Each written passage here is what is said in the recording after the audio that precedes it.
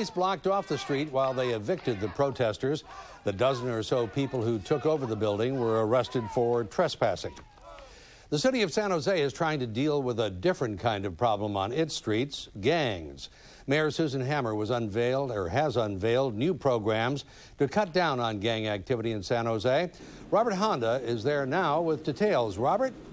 Mac, it has been kind of a rough summer for San Jose when it comes to gang-related problems, as well as a number of highly publicized drive-by shootings. Just this past weekend, a family was tied up and robbed at gunpoint in yet another suspected gang-related crime.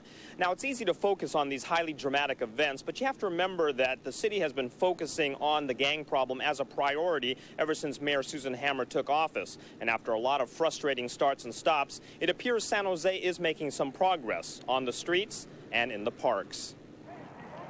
The evening time brings a golden glow to Solari Park in San Jose, but just a few months ago, this park would have been deserted at this hour. Police say there used to be 2 to 3 gang-related incidents almost every day. There was people, the parents didn't want their kids to come out and play in the park because they were afraid of drive-by shootings. They were afraid of some of the violence that was going on here. But the city spent about $90,000 to set up an anti-gang youth program in Solari Park, and police say there's been just one minor incident in the past 2 months. The key ingredients, recreation programs, and reaching out directly to the gangs by former gang members hired by the city. Basically, it's just a lot of truth.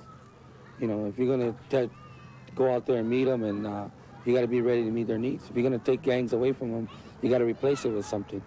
And it's got to be something positive. Tonight, Mayor Susan Hammer met with gang members and concerned neighbors and got a pleasant surprise, a thank you from the community. Mayor Hammer points out that San Jose has a different gang problem than other cities, and they have adjusted their city programs accordingly. Several of our programs are really directed at kids in 5th and 6th grade, junior high school kids, before they get to be young adults, so that behavior pattern can be changed.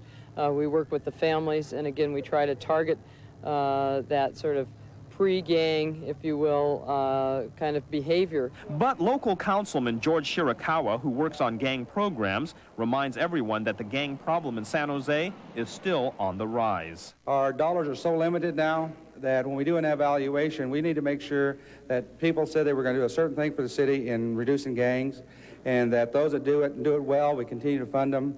Those that don't do it well, we need to take the money away and direct it where it can do the most good. Now, so far, the so-called street workers have made direct contact with about 1,200 gang members, and Mayor Hammer and her gang policy director, Dick De La Rosa, say the city will probably spend about $5 million over the next several years on gang problems, and many of those programs are up for funding and refunding throughout this coming year.